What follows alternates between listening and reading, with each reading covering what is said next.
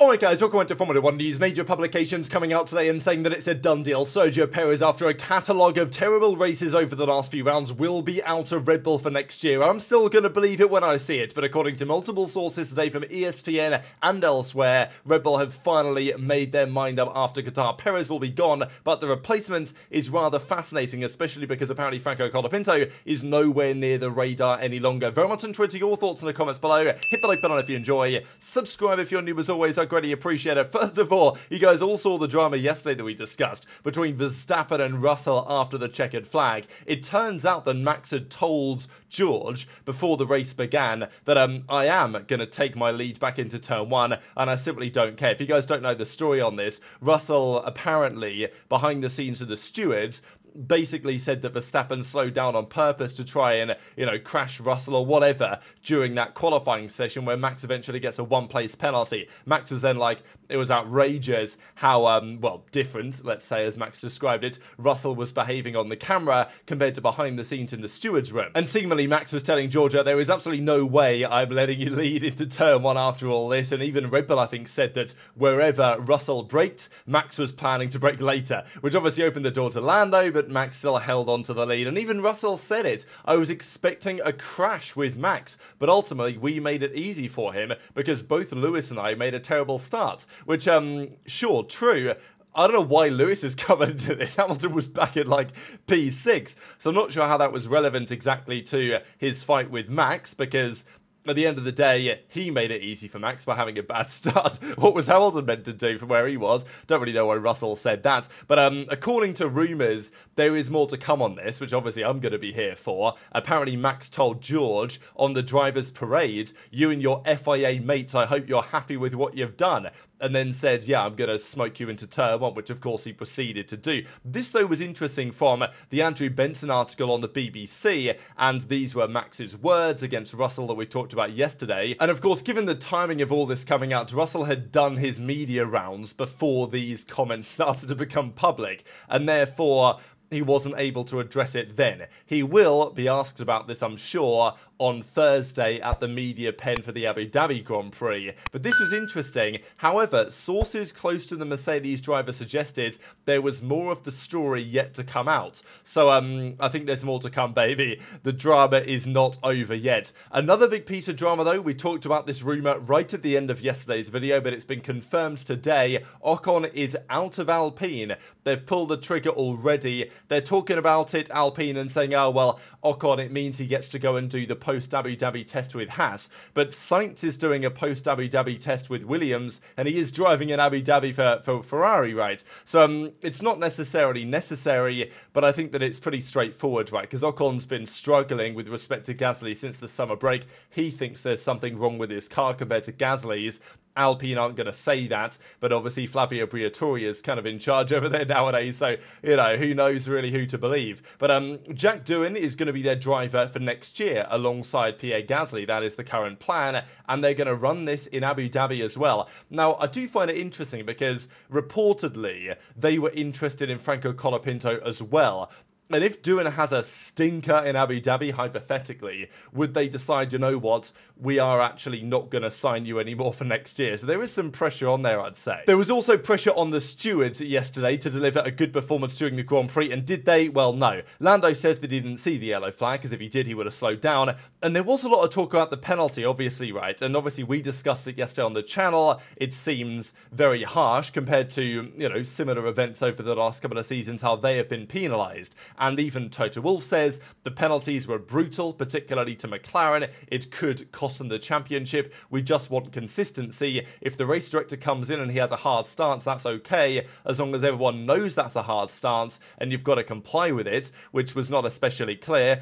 Even McLaren said that it was very concerning what they saw as inconsistencies with the whole 10-second stop-go penalty. But I thought it was very fascinating to note here that over the last several years, there have been barely any double yellow ignoring incidents in a race. We've seen them plenty of times in qualifying, which is kind of where I think my mindset on this was informed. But over the last decade, we've only had this happen 3 times. At the 2017 Belgian Grand Prix and at the 2021 Austrian Grand Prix.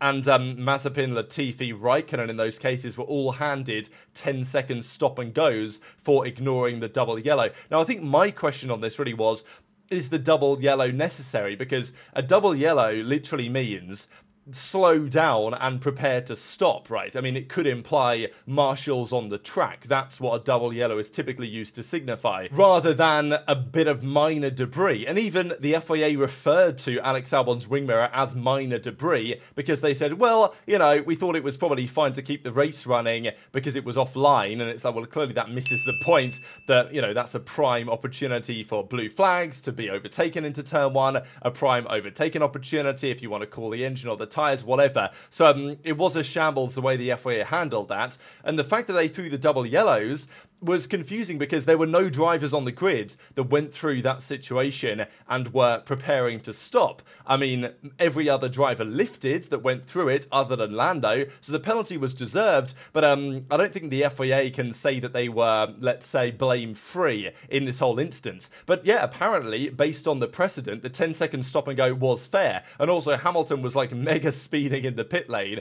and I think he was like 20 kph over the limit because he pressed the wrong button, I think. I don't know how the Mercedes is set up with the pit limiter, because I think he did this in Miami as well. So he pressed one button, he thought that was the limiter. I think Mercedes have to think about, at least on Hamilton's one, how they organise that, but I guess, you know, he's going to Ferrari next year, who cares? But he was well over the limit, and a marginal infringement is usually a 5-second pen. He got a drive-through for that. So look, the penalties, I'm down for these penalties. I'm down for harsh penalties. I just think that if you're going to penalise these things very harshly, they should also penalise other incidents very harshly too. I mean, I remember Las Vegas 2023 when Verstappen just, you know, ushered Leclerc off the track into turn one, ate the 5-second penalty and went on to win anyway.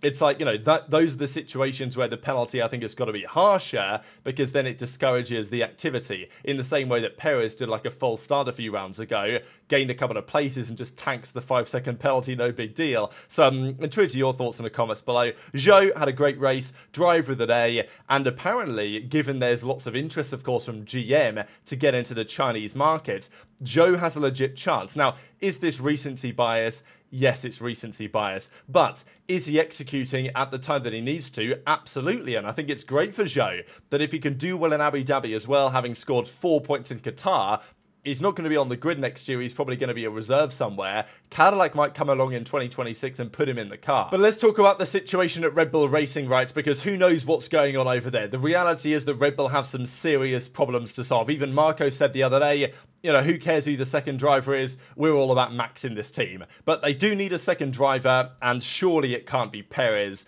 on recent evidence. But unfortunately, the V-carb has been very inconsistent and largely not especially good. Obviously, Yuki's had his moments. Lawson's had a couple of moments, but not all that many. And honestly, the last couple of rounds have been a bit of a disaster for Liam Lawson, all things considered. Horner finished the Grand Prix. Well, he didn't drive it, but you know what I'm saying. He came to the press again with the constructors' standing. I don't know what he was trying to talk about here, but look, the reality is that Max is not far away from triple Perez's points this season, and Horner has made it very clear what the situation is. And now we're seeing multiple reports today.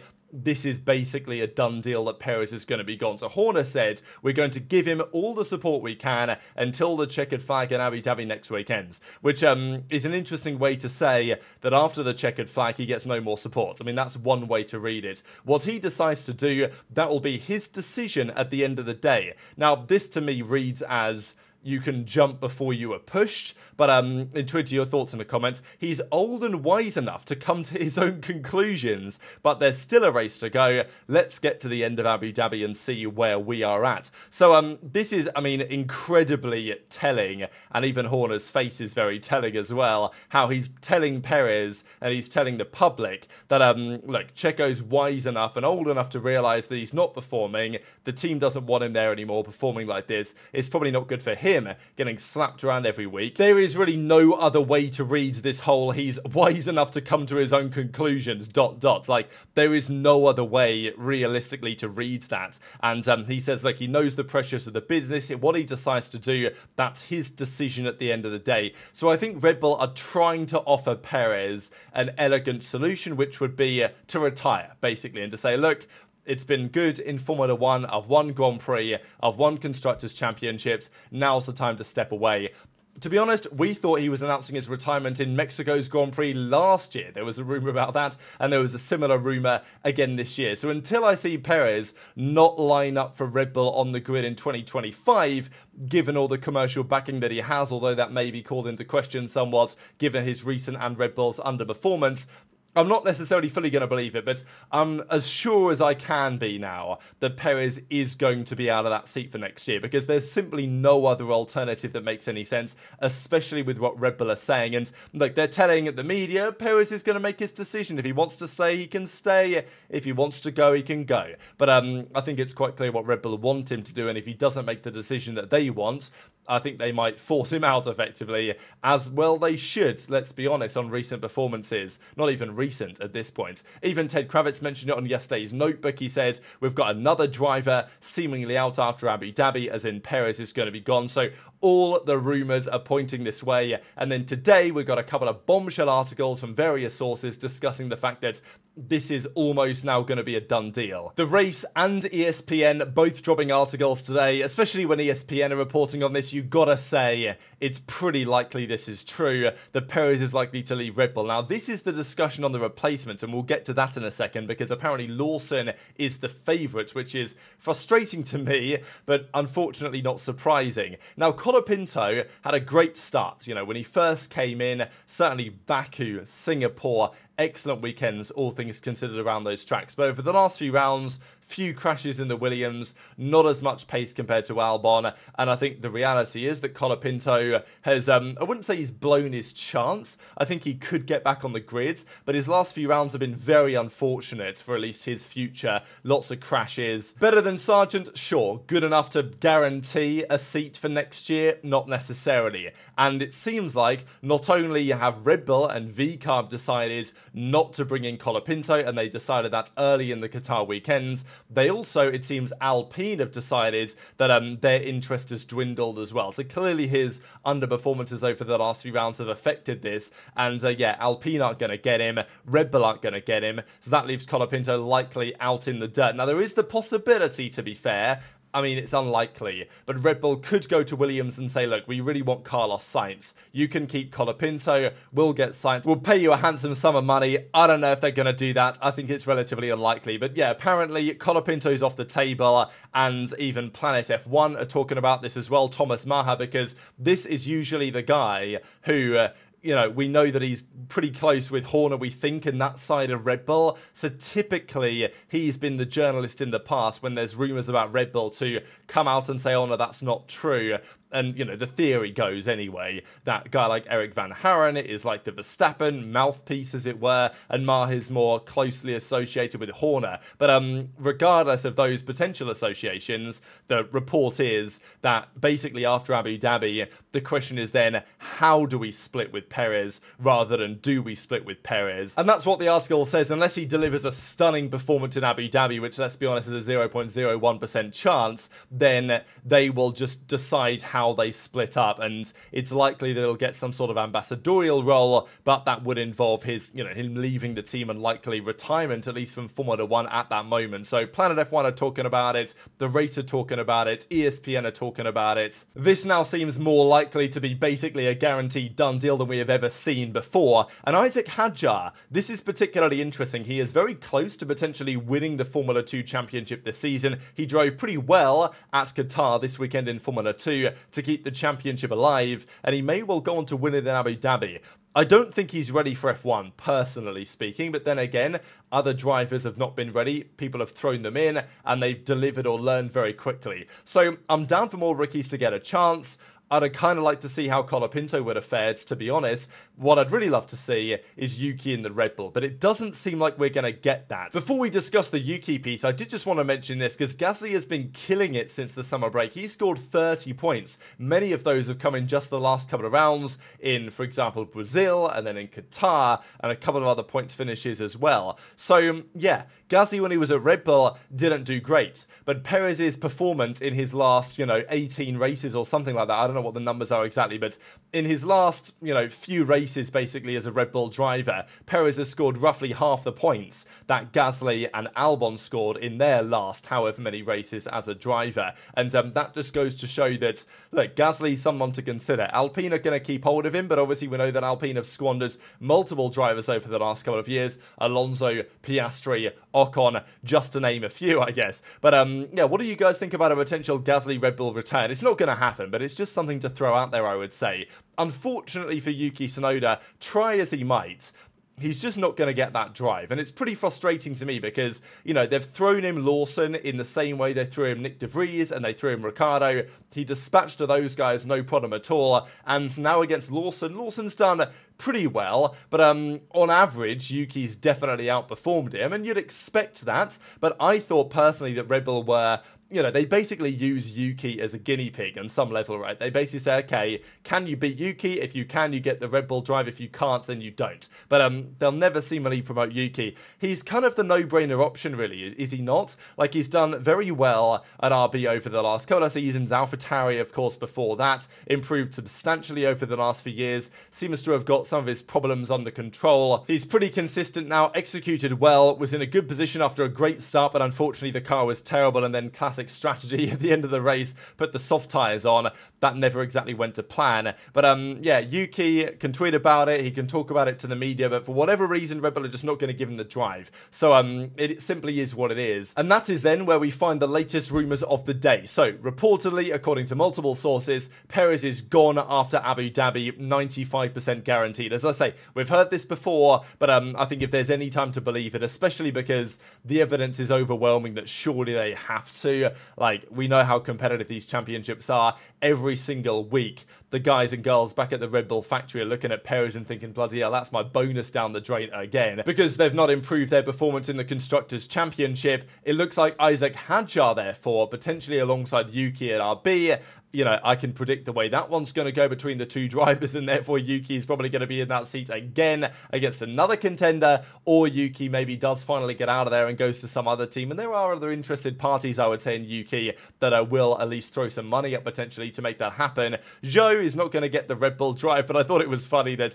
over the last 4 races, he's scored 4 points, and Perez has scored just 2. So, fair play to both parties. But in addition to all the drama that happened during Qatar, this happened as well. We know that there were some questions on Norris's very harsh, seemingly penalty, because it meant that Ferrari are now still very much alive in the Constructors, as is Leclerc in the drivers. Now, to be fair, an 8-point swing, he'd have to swing 9 points, is relatively substantial. Leclerc would have to win with Lando in 3rd in order to overtake him for 2nd in the championship. It's certainly doable, but Ferrari, they go okay at Abu Dhabi, but they never win at Abu Dhabi. So, if Leclerc was 2nd or 3rd, he'd have to hope Norris was significantly further down the field. But it's still on, is the point, and Leclerc really wants 2nd place here, because I think he's got a lot of bonus money riding on it. That is at least the latest rumour. But what most of us are going to care about, I guess, is the Constructors, whether Ferrari can overturn a 21-point deficit. That seems more unlikely, I would argue,